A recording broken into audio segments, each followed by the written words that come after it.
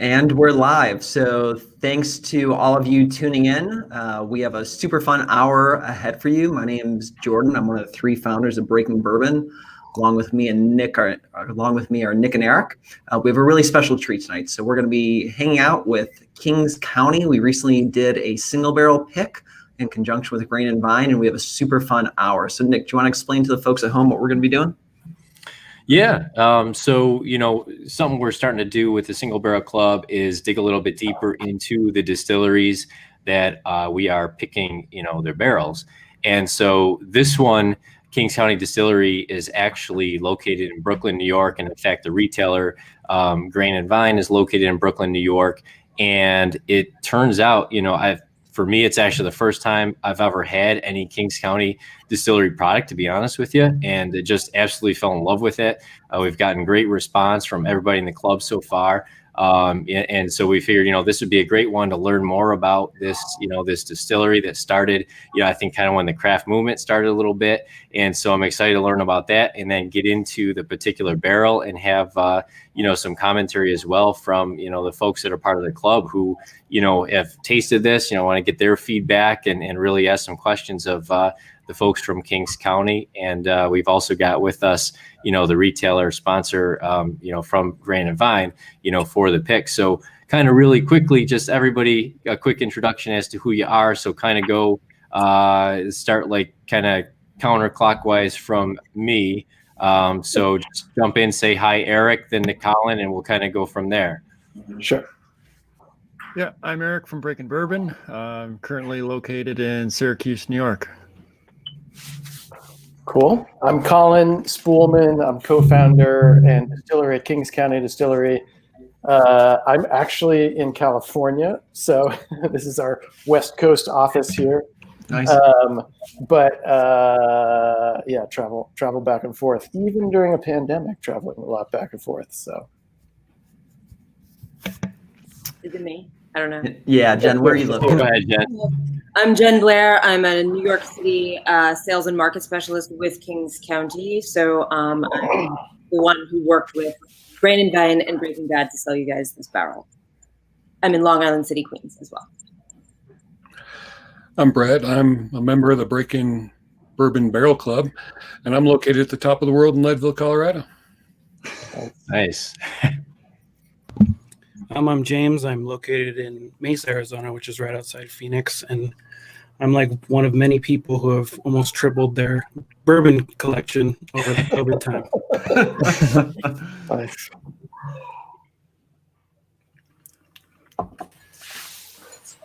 Oh, I think you're on mute there, Kaylor.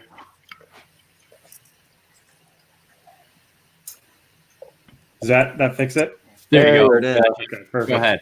Well, I can definitely echo the explosion of bourbon purchase over the course of COVID. And my name's Kaylor, and I'm located in Northern Nevada. Hi, everybody. My name's Matt. I'm part of the Single Barrel Club, and I am in Hendersonville, Tennessee, which is just north of Nashville. Nice. Hi, guys. This is Michael or Misha. I'm the owner of Grain and Vine, and this is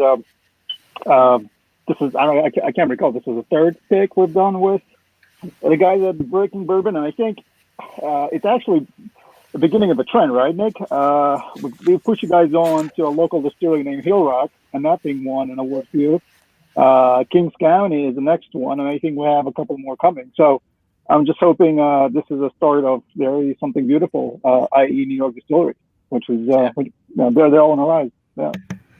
Cheers to that. Yeah.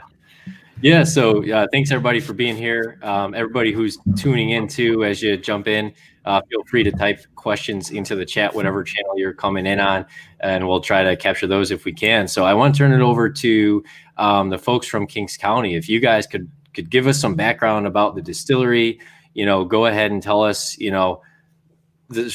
start to finish. What is the story of Kings County Distillery? Sure. So I'll take it to start off. Again, I'm Colin. I'm the sort of founder of the distillery, and I got interested in distilling because I grew up in Eastern Kentucky, and kind of more the moonshine part of Kentucky than the bourbon part of Kentucky.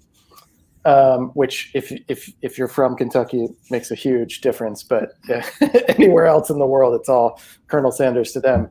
But so it was really after moving to New York that people would kind of ask me about bourbon, and I was like,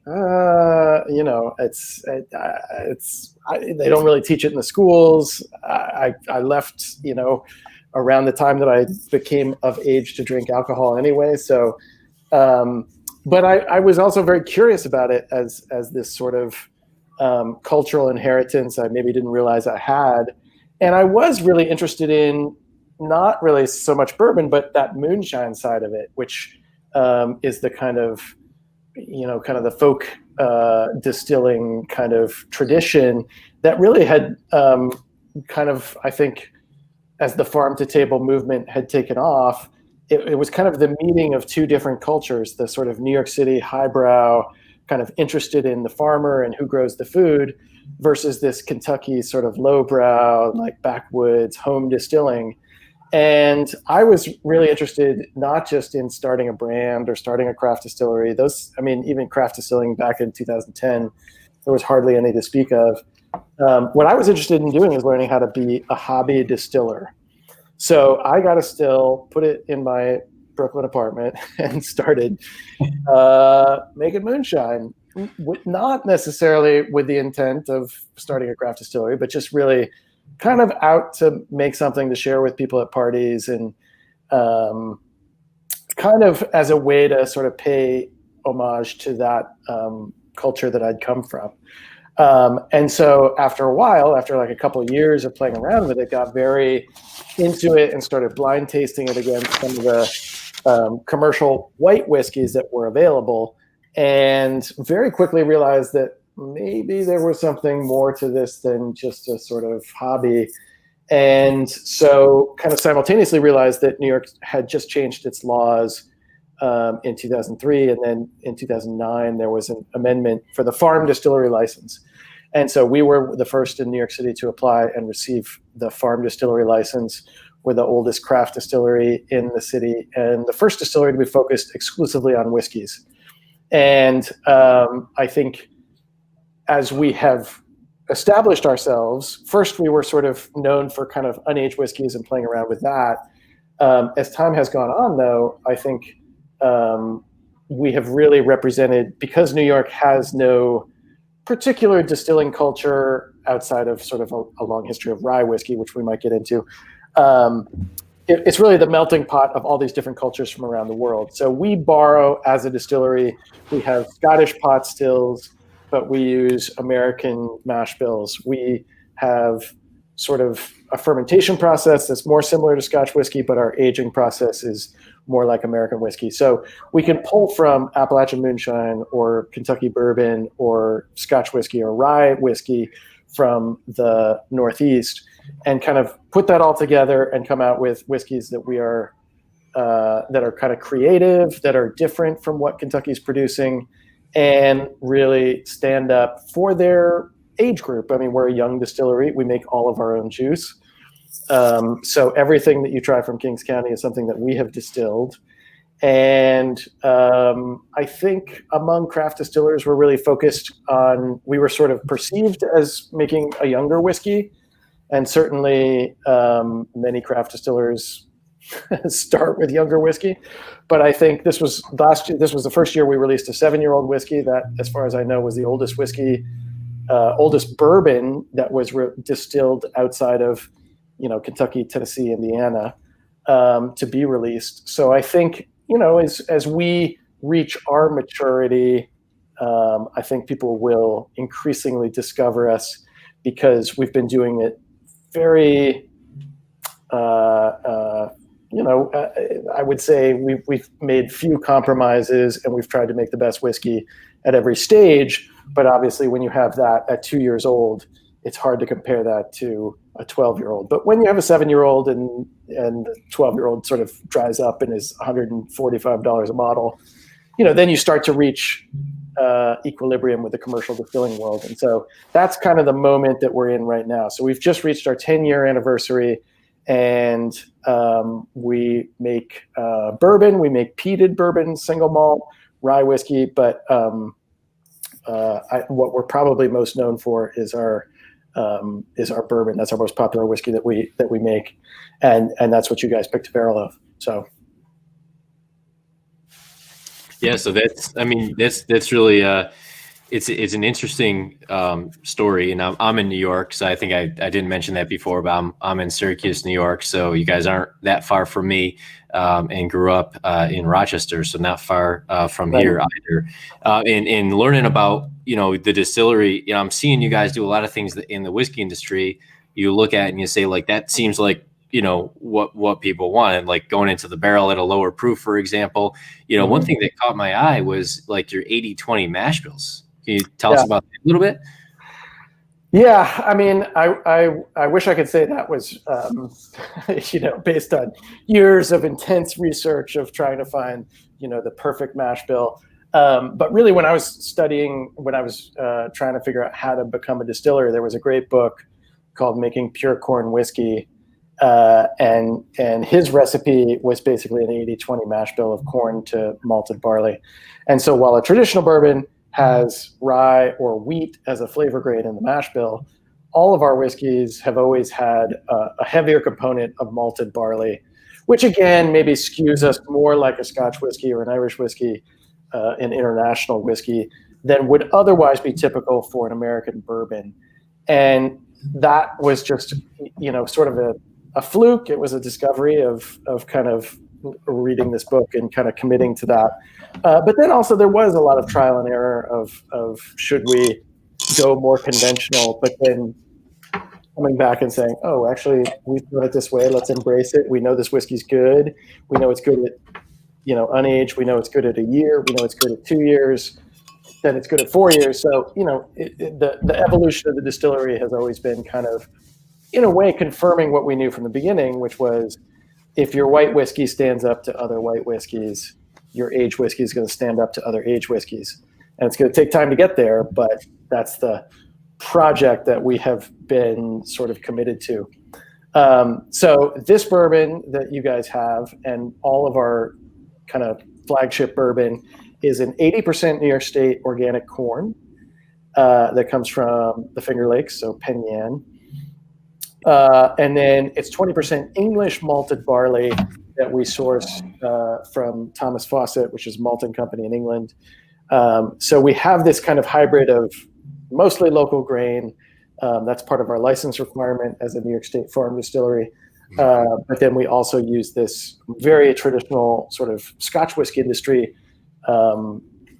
malted barley in the Golden Promise that we use. So Macallan historically has used Golden Promise. Balcones out of Texas, they use a lot of Golden Promise.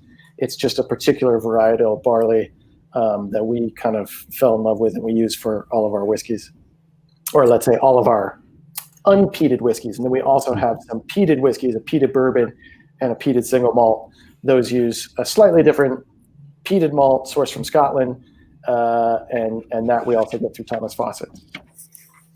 Gotcha.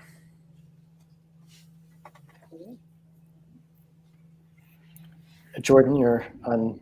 Oh yeah, thanks. For those on the Single Barrel Club sipping along with us, what do you guys think about the pick that we did, and what do you guys think about just Kings County? For some of you, this may have been your first just time being exposed to them. So what are your thoughts? My initial thought was, because it's aged, I think it was like 4 years or somewhere around there. It tastes a lot like their Bottle and Bond, but with like just that extra kick. And you definitely get way more of the barrel taste in it, as opposed to that sweetness you get from what I've had of their straight bourbons, which I kind of like because it has that little sweetness, but this is nice to get that really potent oak. So that's one thing I really liked about it. Mm-hmm.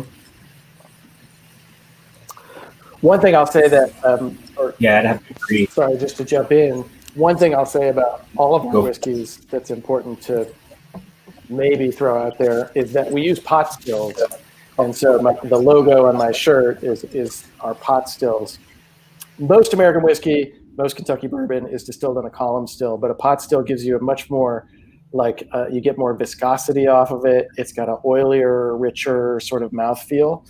And so I think what makes our whiskeys work well at barrel strength and sort of higher proof is because we're using a pot still and we're not chill filtering and we're doing open fermentation. You get a very sort of rich character that's going into the barrel, and then by releasing it at such a high proof, you preserve a lot of that character that comes through. So the viscosity is not necessarily something that's talked a lot about in commercial bourbon because they're all using column stills and they're chill filtering. But for craft distillers, that's a great way for us to say, here's how we intended it to be. This is, you get a lot of those flavor compounds and they highlight, the sweetness. If it's a young whiskey, it's a sweeter characteristic. If it's an older whiskey, you get that sort of richness and complexity from the spice of the barrel. And Colin, is that something that you always envisioned, right? So you're like, well, when I start off distilling, like if I'm going to do this, I don't want to do a column still. I want to do a pot still. Like, let's stick with this type of still going forward. Or was that very targeted and just methodical on your end, or did you just like it and kind of stuck with it? Yeah, I mean, I guess you can get a little hobby still and you can configure it as a column still or a pot still. And so even back when I was doing 8-gallon batches, I knew that if I ran it as a pot still, it was more labor intensive, but the flavor was so much better. I mean, it was like night and day. And maybe that's because I was using an 8-gallon still setup and any column still. Any distiller will pretty much tell you that they can get good whiskey off a column still or good whiskey off a pot still. And it's really the distiller that is the person, that's the distinguishing factor more than the equipment. But I found that as a novice or a person getting started with very little knowledge, I can make very good whiskey off of pot still. And so it gives the distiller a lot of latitude every time you run the still to tweak the flavor profile. So I really swear by pot stills. I tend to like whiskey that comes off of pot stills in our sort of peer group as craft distillers. Even, like the Woodford Experimental Collection, which is all off of their pot stills, I tend to be really interested in that. So whether it's a large setup or a small setup, I tend to really favor pot stills just because you get so much more flavor off of it. But I wouldn't say that was me as a person wanting to make no compromises. That was just, I tried it both ways and this is the way that I felt like was the better way. And so a lot of the decisions that we've made around our whiskey are sort of in that realm of, well, we know this is good, let's not compromise on this. Or we don't know what's good, so let's try it a couple different ways or as many different ways as possible, and then we'll land on what we think makes the most sense for us, which is not necessarily what would make the most sense for us if we were in Kentucky. And I guess I would say if we were in Kentucky, we probably would be running a column still because that's the culture of that place. And, we would use rye as a flavor grain and we would, aim in that direction.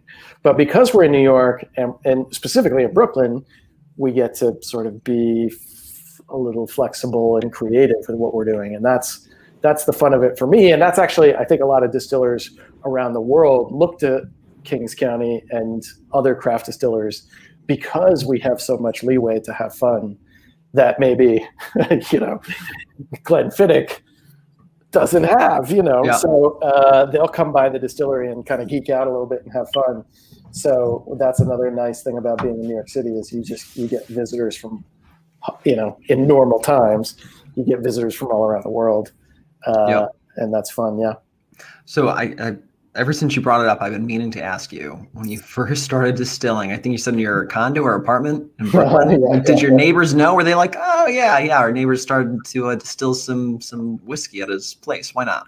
Well, the neighbors definitely knew. It's you kind of have to do it outside, or ideally you're doing it outside if you don't want to, if you're worried about blowing up your apartment, which right. I was. So there was some curious sort of looking down on the rooftop from like the neighbors above who are like, what is all that hoses and piping that's going on? But people sort of embraced it. It was a different time in Brooklyn's history. There you go. I was going to say, it's New York City. They look at it Right, 10 minutes, and then it's back to normal. Right, exactly. It's fine. I actually have a question about that. So being sure. in Brooklyn or being in New York, do you ever find yourself like fighting that stigma of not being, a Kentucky distiller? Right. Even though you're from there? All the time. And I, it's helped because I am from Kentucky. So I kind of know that discussion and that sort of argument that goes on and where it comes from, because ultimately it's just Kentucky trying to protect its best thing. And, as Kentuckians, we have basketball, we have bourbon, and we have horses. And that's pretty much, those are the most exciting things that we have. And so we want to protect those from, New York City interlopers who are going to come in and mess it up. So I understand where it comes from, but I also think the era of craft distilling has arrived. And so there are going to be craft distillers all over the country that are doing, but ultimately what's going to be interesting is how do those distillers find something different from Kentucky bourbon? Because Kentucky bourbon is done very well. And it's not like when there was Budweiser and Coors and Miller and then, Sam Adams and Sierra Nevada came along. There was a very different flavor profile to craft beer. Craft whiskey is something different. And I think it's just expanding what people think about when they think about American whiskey, which has been very homogenous for the last 75 years since Prohibition. And there hasn't been a lot of creativity and variation in it. But now you're seeing things like Texas whiskeys, which have a very smoky sort of barbecue flavor profile. You have a lot of single malts coming out of the Pacific Northwest. You have great traditional new distilleries and old distilleries coming out of Kentucky, Tennessee. You've got Appalachian moonshines that are sort of embracing unaged whiskey.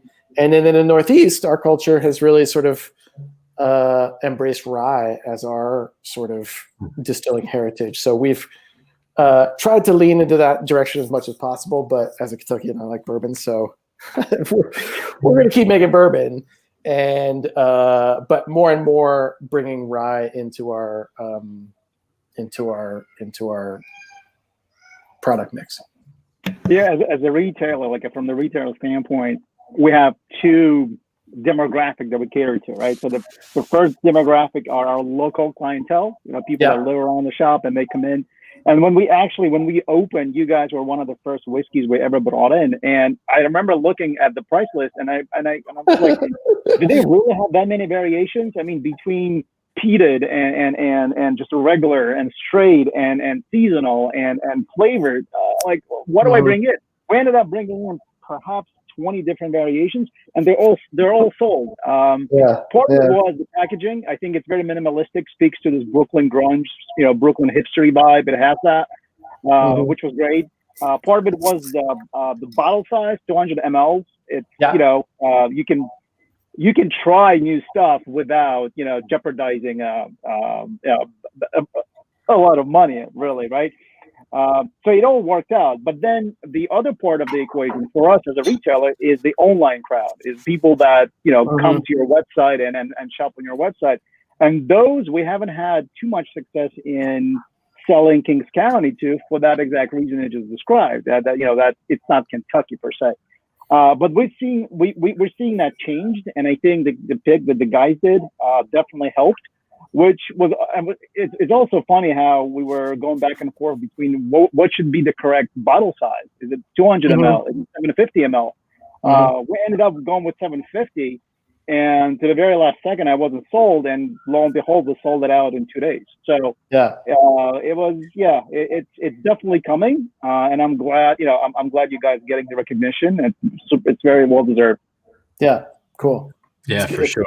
And actually, so probably a good time to talk a little bit. We kind of led into a little bit about the pick itself, just to give people some background. Then we'll talk more specifically about it. So this is a pick we actually recently did out of there were 5 different barrels that were presented to us, and really tasted it blind when we did the pick. Didn't know the age, didn't know the exact proof, anything like that.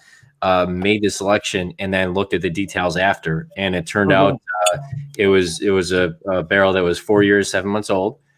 And I think the proof we're in the 130 range. So actually coming up quite a bit from that barrel entry proof of like 110 to 116, I think is where they go in, right? For you guys. So proof 131 added over time. And it was really well received among the group. In fact, getting to the bottle size, we polled the group and, you know, asked them what size they would want it. And that's how we got an answer to that. And it was, you know, well received. So just to kind of hold up the bottle here. And then we, of course, add we always have a sticker that comes with it. You can put it on or not put it on. If you're in the club, that's up to you. But kind of fell with that, you know, kind of simplistic theme. And I was actually curious, a quick question, just like what inspired that simplistic theme for the label design for you guys? Well, I have a very early version of my like hobby distilling days. Love it. So, you know, when you're a startup brand, particularly in the spirit space, you know, everything is sold so much on packaging, or at least we were coming into a culture of whiskey where everything was really kind of being sold on packaging and not necessarily that much on the story underneath. And so to be able to kind of admit that we are a new distillery and to say we don't have graphic designers who are trying to create this as a brand, we're just a distillery with a lot of different experiments and variations. We wanted the packaging to really just sort of be very simple and to foreground the whiskey itself and not necessarily all the bottle design or the graphic design. And so that has been, I think, hopefully, you know, it's a little mysterious on the shelf. And so some people pick it up and they're like, well, what is this? I don't know what this is. I can't, that doesn't tell me anything. And they put it back. But somebody else might say, oh, that's a little curious. I've never seen that before. I want to know more. And they ask about it.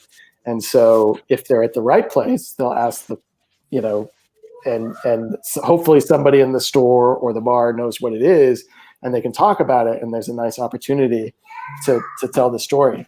So that was the idea behind it. I don't know how much of that actually plays out, but I do think, you know, not overselling ourselves has been a big part of that sort of package design for sure. Interesting. Can you guys expand a little bit? I feel like the single barrel program is reasonably new. I can't say I've seen a lot of Kings County Distillery single barrels out there. Can you tell us a little bit about, you know, what's going on with that program and, you know, kind of what the future looks like for it? Sure. Well, I'll talk a little bit first about just our, I've talked a lot about the sort of distilling and the sort of general background of the distillery, but Nicole Austin was our first blender, and she kind of showed up the first day we started selling and said, you know, I want to be in the whiskey business, and you know, I want to work with you guys. And so we were like, okay, we got to put all this into bottles. Come hang out. We'll bottle together. And you know, over time, that kind of evolved into a position where she really took control of the program of how do you take the barrel inventory that you have and put it and pick which ones are ready, put them into a consistent blend, you know, blend after blend, and then get that to the general world. So Nicole left, I want to say about 4 years ago, and now is the head distiller at George Dickel in Tennessee. So she kind of is an example of somebody who came out of the craft distilling world and has moved into one of those traditional sort of classic, one of the 13 kind of heritage distilleries in the United States. Right. And her number two, while she was sort of, you know, kind of establishing the program, was Ryan, and Ryan's now our head blender, and in many ways has taken what Nicole did and has built upon it and made it more elaborate, and has just really is the person that we have at the distillery who is most in charge of the integrity of the product. And most people would say your head distiller is the most important person. I guess I would say at our distillery, the head blender is the most important person, because Ryan's the person who's actually tasting the barrels. And he's the person who says, well, this barrel's awesome. Let's pull that out and call that and set that aside for single barrel picks. And so the truth is, during the pandemic, these have become insanely coveted. And so while we have had a single barrel program, the enthusiasm for it has just grown like crazy. And so you guys actually got something that I think we pulled maybe 12 barrels for the entire second half of the year. And so this is one of those. And they're really pulled because they're good. I mean, a lot of distilleries recognize the opportunity in single barrels, and, we'll kind of just send you, the next 3 off the line in numerical sequence. But we really do, Ryan does really, I can verify. He's crawling through the big house, just thief in barrels, right? I mean, he's very stubborn and very unyielding, which is a characteristic of the department. But really does find things that I think are really incredibly beautiful expressions of what we are capable of doing, and puts those aside and shares them with the world. So maybe it's a good time to hand it off to Jen, who can talk a little bit more specifically about this particular group of single barrels and the one that you guys chose. For sure. So I also want to give full credit to Nathan, who is Ryan's apprentice. So Ryan is training, who, they sort of have a similar palate, and Ryan is training him to help evaluate the barrels and pull samples. And this barrel is a Nathan find when they were evaluating barrels for a blend, pulled it, set it aside. So that's a sort of an example of, very good noses coming down the pipeline. Everything, of course, is done by hand. We don't have a lab. Everything is blended by smell and taste the old school way. So, it's helpful to have, checks and balances on consistency. But the tasting notes from Nathan, who was kind enough to send sort of his notes as he was evaluating the barrel. So there's a sort of a caramel corn note in that's sort of canonical of the 80%, the high corn blend. There's also slight nuttiness and a bit of a dark fruit cherry note, which I don't remember who it was who said that it was very similar to the Bottled and Bond. The Bottled and Bond, the 4-year bonded bourbon, has a very sort of cherry cola note that I find very distinct. So this is sort of a sister barrel to that in that way. Sort of a canonical Kings County flavor profile, like turned up a notch. So we didn't have, as Colin said, we did not have that many barrels in our selection available for buyers this season. Obviously, the pandemic makes everything more time consuming. Like ordinarily, we would bring you guys out to the distillery, have a day, make it a very bespoke experience, and take care of you guys. And now we send out the kits, and it's a bit less personal. So in that way, it's really great that we're doing this event with you guys to sort of bring it all back together and give you guys a very special experience. The single barrel program is something really cool. I really like working with different buyers, selling the barrels. We've placed a few with other clubs, various stores around New York. We work with other distributors in other states. People fly in from all around the country to come make their selections. So it's something that's really cool and very, we try to make it an experience, because I think there's something in the farm to table world that's we're not just a smaller brand who's sort of aping to become like a larger distillery. Like there should always be something very bespoke and personal about those things, like going to a great farm to table restaurant. So that I like that it's sort of a smaller program. Most of the barrels in the program are 15-gallon bourbon barrels with the 80% corn, 20% barley mash bill. We also have a couple of peated bourbon barrels floating around, but most of them are classic bourbon. So that's sort of the gist, the rundown. Do you guys have other questions about making the pick or about the program in general? Yeah, do you guys have any more age stuff? Like, so most of the barrels we were picking about, the guys were picking from, were I think 4-year-old, right? Just about that age mark. Yeah. Do you guys have anything in the back of your pocket which is a more aged? Yes. Okay. But okay.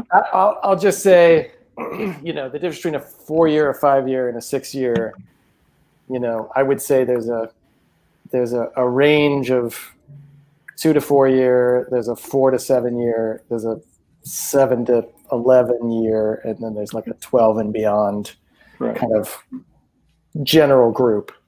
And so we are holding tight to about 25% of the barrels that we put away are 7+ dedicated. So the first of those 7+ came down the pipe this year, and we did that as a distillery exclusive. But next year we have 6 of those. Well, we have 12 barrels that are turning 7 years, of which we'll probably pull about 5 to 6, depending on if we like them.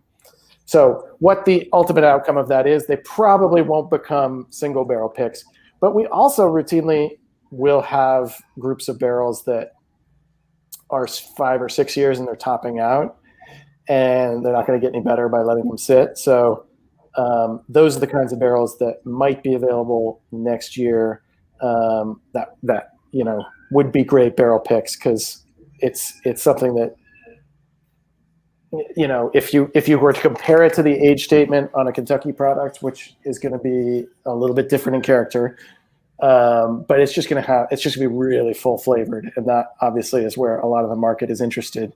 So to be able to do the really high proof, really full flavored, I think we'll be able to get some of that. Now, it's not going to be an age statement that's going to blow people away. It's a 5 or 6 year, but still within that, it's going to be excellent whiskey for what that is.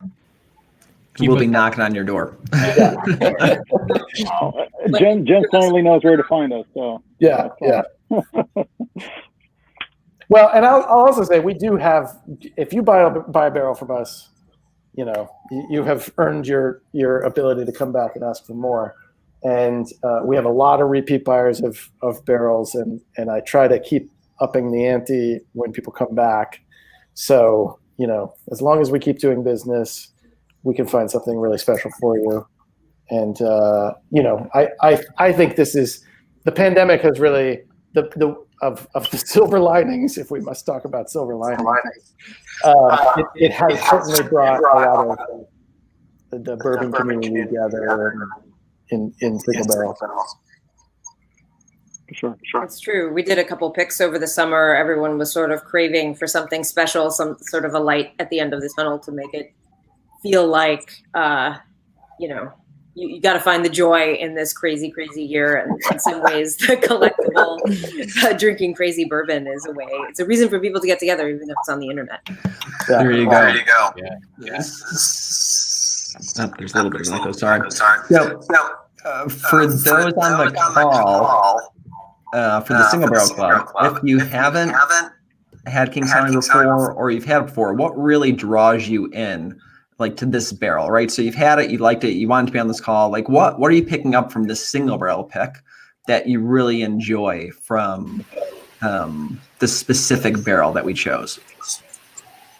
I'll say that this is my first time trying Kings County, and I love it. But the biggest thing for me is just the note of the malted barley over rye or wheat. And I love that flavor because I love scotches anyway. But I think that's so much more interesting because, you know, you reference some of the malt whiskeys of the Pacific Northwest, and I think it has some of that style as well. But it's definitely more Kentucky-style bourbon. And I think for a 4-year, compared to some of the craft distilleries that are near me, 4-year is young and doesn't taste great, and this is really, really solid.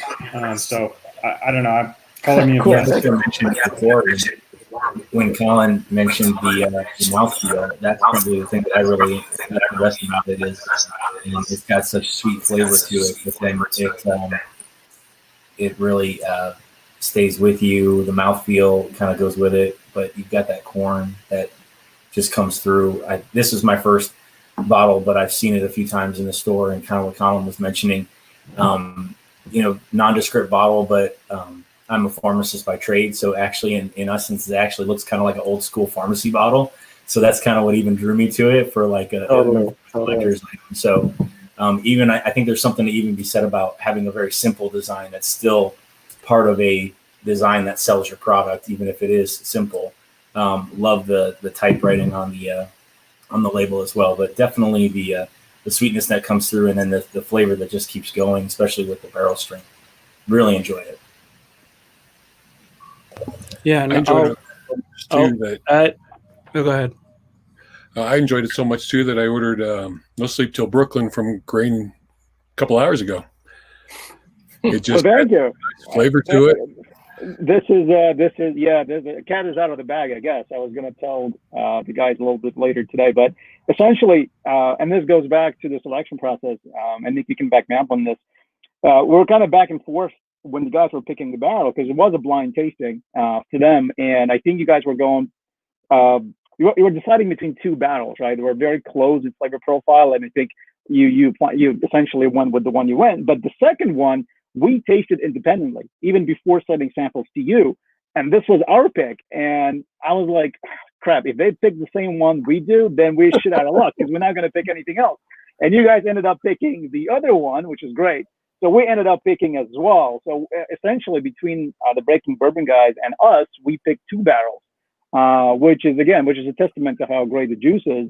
And to us, it was a no-brainer. I mean, like I said, we were supporters from day one. We're really liking where the brand is going. Very happy for you guys and happy to support. Our pick is going to go on sale early next week. And then for the people that actually made pre-orders, you guys are going to be taken care of first. So I'm glad you did it. Thank you. There you go. That's awesome. Everyone here for supporting, an independently owned distillery and a New York distillery and a New York liquor store, independent businesses in these crazy times for the hospitality industry. We appreciate it very much. So, thank you guys for doing this particular pick at this particular time. So it's been great all around. So support Grain and Vine. They're great. Support old school supporters of Kings County. Yeah. And I'll add, even though I have an echo. Oh, there you go. We started really with our local audience in New York City, and there always has been that, like, New York, what can New York possibly do that would be interesting to people in Kentucky who know bourbon best, kind of thing.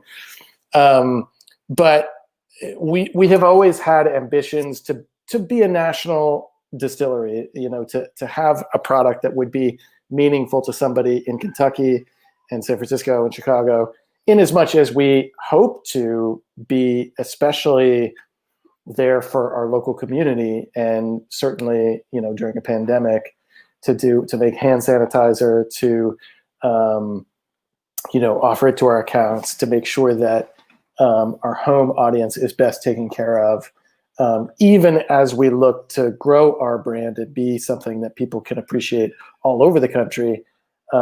We really do want to be a whiskey that comes out of New York City, and that can mean a lot of different things. New York City has a great restaurant culture.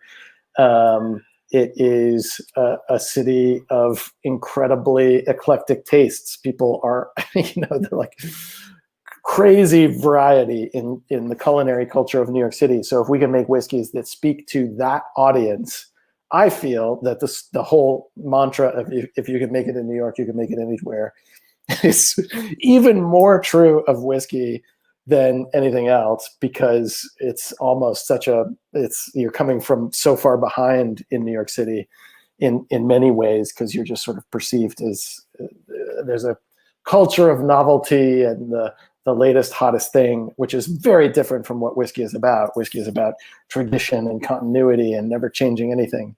So that, whole debate around whiskey is something I find very interesting and very productive in terms of how we frame our whiskeys and think about making new whiskeys. So anyway, that's a shout out to our core New York City audience. In fact, the first distillery in the entire United States was on Staten Island, founded by the Dutch. So, right, not just the home of the Wu-Tang Clan. Yeah, there as well. I will say, for me, I come from that bourbon drinker who likes to learn about the distillery and stuff like that. And one of the things I found interesting from Kings County was I was reading, I think, Colin, from your architecture days, you had said you learn from an architecture of what it does, not what it looks like. Mm-hmm. And I like that, because the first bottle I got of Kings County, I liked immediately for its uniqueness. But especially now, with all the hunting I've been doing the last 6-7 months, there's so many bourbons out there that are just like a name, and they make it so hard to find, and they become so allocated, and there's really no reason other than just, the name. And that's one of the things that always, that made me gravitate towards Kings County immediately, was just that it's a product. We're going to stay small. We do it right. We do it, we have a small crew that's passionate. So I just give you kudos for that. Yeah. Thank you. Do you guys want to talk about your flavored whiskeys? I feel like it's, some people look at it as a gimmick of sorts. Not in your case. One of my personal favorites is your chocolate expression. Yeah. It's amazing. Well, look, a lot of distillers who are starting up will start with a gin or a vodka, and we really didn't want to do that because I like whiskey and I like moonshine. And so if we could make moonshine that was a little bit more sophisticated, that was a little bit less aiming at the sort of college shooter crowd, who like the Fireball world. If we could do things that were a little sophisticated, a little more cocktail oriented, we could find people who didn't necessarily think they liked whiskey and bring them in and bring them on, to what, a journey of sorts, which, may end in the 7-year, or it may end in the wine finish bourbon, or it may end in the Empire Rye, or it may end in barrel strength bourbon. But to be able to find people who are really drinking, Tito's, if we can convert that person to a whiskey drinker through something like a chocolate whiskey or a honey moonshine, which are very well-made whiskeys for what they are, then I think, again, it's serving that diversity that is New York City. And I think if we had just launched with a bourbon and a single malt, I don't think we would have gotten as far as we got. But ultimately, you can't have some of those flavored whiskeys if you don't also have the very, the great single barrel whiskeys, the barrel strengths, the age statement whiskeys. So I've tried to keep both of those audiences in mind throughout. I would say also that the flavored whiskeys, part of what I always try to communicate to buyers and to customers is they're very at home in cocktailing, and especially now during the pandemic, people aren't going to bars as much. People are looking for ways to add interest to the home bar or up your game with the home bar. So if you think about doing a split base Manhattan or something with the chocolate whiskey, or adding a bit of winter spice to your old fashioned, the sky is the limit. In fact, we're doing a series of online cocktail classes with a former buyer who used to run the bar program at Manhattan Cricket Club, and he's coming up with all sorts of crazy things, like he's making a homemade falernum with moonshine. He's going to do a video that will probably be somewhere online. So it's like, don't just think about it as you can sip them neat, but you can get as creative as you like with them, especially now when the home bar is more important than ever. So any ideas that you have, if you come up with a cool drink, shoot us a DM on Instagram and give us ideas so we can share it with the world. So, just like you would use, if you think about moonshine, instead of a white rum or, a tequila, try swapping in a moonshine and see what it does. And the sort of viscous texture of our stuff, I think, adds a lot to a drink and adds a lot to a cocktail, and a bit of a different dimension than, if you were using brand X vodka. Yeah. And Colin, you've been doing this for a while now. So as you go through and you distill, right, and you're a distiller at heart, do you find yourself doing more experimental type of whiskeys, right, that you might be just doing maybe a one-off batch for yourself to see if it goes someplace or anything like that, that you've been experimenting with for Kings County? It's actually gotten harder to experiment, just because it's become more of a factory and more just sort of most 70 days out of the year we're just making this recipe of bourbon, and we probably do 25% peated bourbon. We do some single malt. We do some rye. We have played with, I would say the areas in which we're playing most are less in the sort of new mash bills, but we did an Irish style whiskey before St. Patrick's Day. So, triple distilling, which we now have the capacity to do. We've been playing a lot with our own X barrels, so kind of second finishes in American whiskey barrels for our own American whiskey, which I think is a little bit unexplored territory. Generally, I think corn whiskey is the overarching category. So yeah, now it's becoming a little bit more playing with cooperage, some finishes, maybe some tweaks to the distillation, but it's not as much as I would like, and it would be, I don't know. We'll have to. We have this little lab distillery set up, which I was like sure I was going to be like in there all the time, like running test batches, and it just gathers dust. So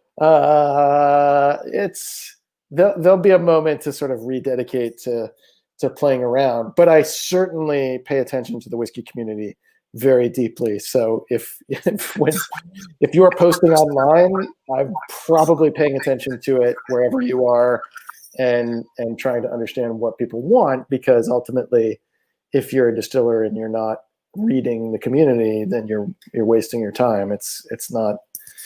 I don't know what the point of that is. I mean, you're making whiskey in a vacuum for yourself, which is fine. But we want to make whiskeys that people love and appreciate, and also that connect people's preferences to what we do, which I think in a lot of ways has to do with organic farming and local agriculture and pot distilling, which I certainly believe in, but is kind of hard to convince people on unless you have two samples in front of you. One, so to be able to kind of take what we're good at and what we believe in, and then connect that to what's popular and what people are obsessing with. One of these days we're gonna, really sort of meet in the middle, and it's gonna be great, and we're gonna run out of product. So that could very well be next year. So, but the great thing is that we're always making more whiskey than we're selling. So our warehouse is always building, and to be able to have something like a 7-year, you really have to be an unyielding hoarder.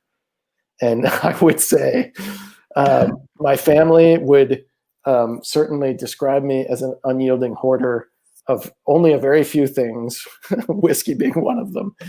Sure, everyone on the call can be described the same way. Right. It's definitely a personality type, and It's a personality type that's like very suited to making good whiskey. So we're gonna like embrace it and let that guide us. I mean, one of the best things that you can have as a distiller is actually being bad at selling whiskey. And I won't say we're bad at selling whiskey, but we're a different brand than somebody like Whistle Pig or Widow Jane, or just to mention some of our peers that basically are sourcing their product and have a much more flexibility in how much they can produce. We have a fixed amount every year that we can sell, and that's pretty much it. So sometimes that's easy, sometimes that's like, oh, that's a heavy lift this year. But if we don't sell it, it just goes back. It just stays and gets more marketable. It doesn't always get better. Usually it gets better, but it doesn't always get. But it always gets more marketable. so there you go. Yeah. On the experimental front, quick shout out to the peated rye, which it was really weird and really good. And I believe it is coming back. Colin, you can correct me if I'm wrong, but yeah. So peated rye, same idea as our peated bourbon. It's a rye and peated barley, which is unique and cool, has sort of a mesquite taste. So very, very limited run, probably only for the New York marketplace. So Grain and Vine will probably get them. So if you want to check it out.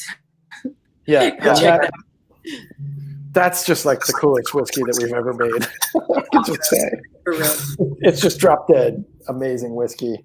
Not old. Not nothing about it that would make it it's that appealing, other than it's just very unusual and cool. And so just to mention rye whiskey in general, because we're about to come to the rye season is done with distilling. So we're about to now go into 2 seasons ago and 4 seasons ago, or 4 years, 2 years and 4 years ago, to begin to pull those rye barrels. So our warehouse mind is on rye whiskey. And Empire Rye, if you don't know, is this new category of rye whiskey that New York distillers have decided to create, not altogether unlike Tennessee whiskey is an alternative, a geographic alternative to Kentucky bourbon. It's a little bit made up, but it's a way for New York distillers to have something that's meaningful to our heritage and to be able to promote. So our rye whiskey is coming out, and we'll have probably a bonded rye, a peated rye, and a straight rye as a part of that. Can I ask a quick question on your peated, actually? Sure, yeah. Because I heard that you actually made that by accident, and I'm curious if that's true, and if so, what was sort of like your initial reaction to it? Well, it wasn't an accident so much as we just ran out of the Golden Promise that we were using for the standard bourbon mash bill, and we happened to have a lot of peated barley that we were using for our single malt. So it was the fact that we had a particular type of grain there for a different product that the distiller on duty, Rob Easter, said I could go home because we're out of grain and shut down for the day, or I could just make this bourbon with the peated malt that we have on the floor. And I said, I was like, well, just make it and we'll see what it tastes like. And it was good. It was good at 6 months. It was good at a year. We knew that was a solid project. And for the most part, we haven't been able to keep enough of that in inventory too. It's now our number 2 bestseller. So, yeah, I mean, it was an accident, but one that if you're a distillery and you're working every day and you're buying grain, is not uncommon that we have a moment where, like, for instance, we were distilling rye and then we got to the end of the silo and there was corn on top of it. So there were like 3 days where we just had like mixed rye and corn. We have no idea what the percentages actually were because it's just the bottom of the silo where it all gets mixed up. So, there are those ambiguities that you have to deal with as a working distillery, that maybe if you're Jim Beam and you have like the moisture control sensor pod that comes into every single truck and evaluates the pH and the density and the moisture content of every kernel of corn that comes in the door. We don't have that. So we end up dealing with a lot of ambiguous situations, which can sometimes be fortuitous, like they were with the peated. Yeah, so this has been just a tremendously interesting opportunity to chat with you guys. Want to just ask any of the Single Barrel Club member guests here on the chat, did you guys have any other further questions before we wrap this up? I was wondering what flavor characteristics of UK malt made you choose that over other malt?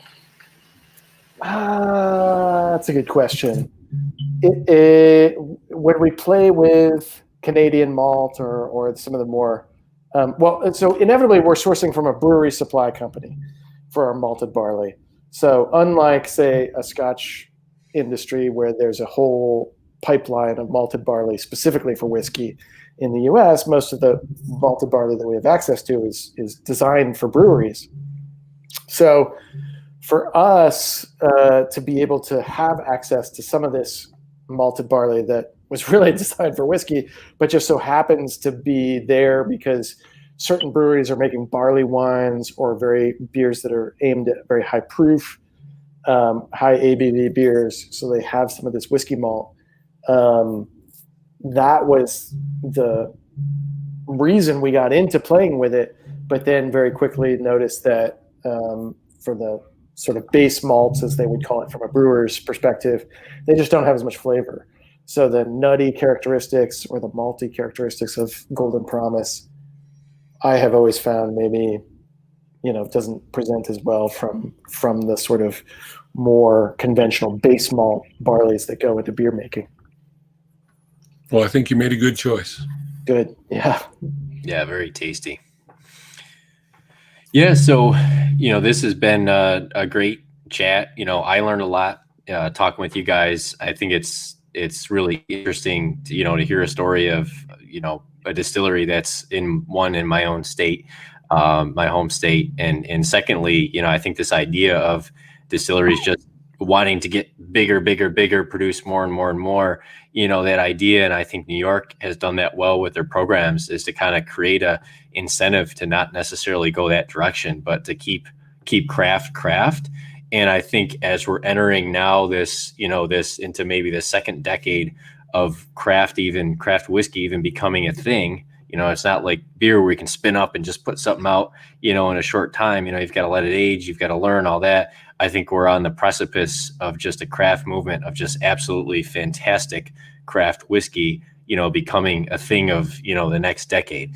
And I got to tell you, I'm very impressed by this. In fact, going through the pick, you only have a reasonably small amount. Now having a bottle, the more I drink it, the more I'm just like, wow, this is absolutely incredible. I can't wait to do the next one. So you guys have hit it out of the park. I want to say thank you to everybody for joining in, tuning in. We had some good questions from the audience. Thank you to Colin and Jen. Thank you to Michael from Grain and Vine. We can't do this without you retailers, supporting the program and making this happen for us.